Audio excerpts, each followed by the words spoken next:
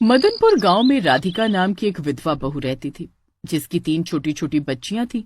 उसकी एक जेठानी, जेठ और सास सब एक साथ रहते थे। एक दिन राधिका रसोई घर में अपनी 3 बच्चियों के लिए खाना बना रही थी। तीनों बच्चियां भी रसोई घर में थी।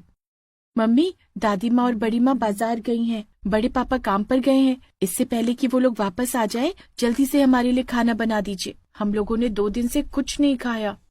चिंता मत करो मेरी बच्चियों, आज कुछ भी हो जाए मैं तुम तीनों को भूखा नहीं सोने दूंगी। राधिका ने चूल्हा जलाकर चूल्हे के ऊपर खाना बनाने के लिए बर्तन रखा ही था कि तभी पीछे से उसकी सास और जेठानी आ गई। जेठानी ने वो बर्तन उठाकर घर के बाहर फेंक दिया। इतने में उसकी सास ने गैस बंद कर दी। हमारी गैर मौजूदगी में तू चुपके चुपके खाना बना रही है? दीदी मैं अपने लिए खाना नहीं बना रही हूँ। मेरी बच्चियां 2 दिन से भूखी हैं। कम से कम उन पर तो तरस खाइए। पहले तो तू मेरे छोटे बेटे को खा गई, अब तू इस घर को भी तबाह कर देना चाहती है। चुपचाप अपनी बच्चियों को लेकर जा और एक कोने में पड़ी रह। बड़ी बहू, कल रात का कुछ रूखा सूखा बचा होगा, इसकी बच्चियों के सामने फेंक दे। राधिका की तीनों बच्चियां अपनी दादी से और बड़ी माँ से बहुत डरती थी, इसीलिए वो तुरंत जाकर घर के किसी कोने में बैठ गई। राधिका भी अपनी बच्चियों के पास चली गई।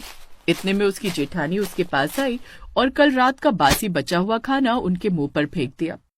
चुपचाप खा ले और उसके बाद सारे घर की सफाई कर। तब तक मैं रसोई घर में गंगा जल छिड़क देती हूँ। तेरे जाने के बाद अछूत हो गई है रसोई। इतना बोलकर जेठानी वहां से चली गई। तीनों बच्चियां बासी खाना खाने लगी। तभी राधिका ने उन्हें रोक लिया। मेरी बच्चियों, ये खाना खराब हो चुका है। इसे खाकर तुम तीनों बीमार हो जाओगी। माँ, अगर आज हमने कुछ नहीं खाया तब तो हम मर जाएंगे। बीमार पड़ जाएंगे वो चलेगा, कम से कम जिंदा तो रहेंगे। ये लो माँ, तुम भी खा लो। नहीं मेरी बच्चियों, अब लगता है ये घर छोड़कर हमें चले जाना चाहिए, वरना हम जिंदा नहीं रह पाएंगे। लेकिन माँ, हम कहाँ जाएंगे? अगर पापा जिंदा होते तो हमारे साथ ऐसा कभी नहीं होता। राधिका अपनी तीनों बच्चियों के साथ घर के किसी कोने में ही पड़ी रहती थी। रात को राधिका का जेठ घर आया। वो अपनी बीवी और माँ के साथ बैठकर हंसी खुशी खाना खाने लगा। तुम्हारे हाथों में तो जादू है। बहुत स्वादिष्ट खाना बनाया है आज तुमने। अरे क्या बताएं बेटा, तेरी बीवी ने बड़ी मुश्किल से खाना बनाया है।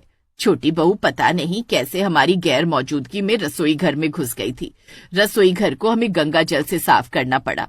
सासू माँ, कब तक उस चुड़ैल को झेलेंगे? इतने में वहां पर अपनी बच्चियों के साथ राधिका आ गई। सासू माँ, जेठ जी, कम से कम हम पर थोड़ा तो तरस खाइए। आप लोग तो खाना बना ही चुके हैं। अगर आपकी आज्ञा हो तो क्या मैं भी अपनी बच्चियों के लिए थोड़ा सा खाना बना लूं, वरना ये लोग बेचारी जिंदा कैसे रहेंगी? सारा मूड खराब कर दिया। अच्छा खासा हम लोग खुशी खुशी खाना खा रहे थे, फिर से आ गई हमारा मूड खराब करने। इतने में राधिका की जेठानी ने एक रोटी उठाई और राधिका के मुंह पर फेंक दी। राधिका ने वो रोटी उठाई और रोते हुए अपनी बच्चियों को लेकर फिर से घर के उसी कोने में जाकर बैठ गई और उन्हें रोटी खिलाने लगी।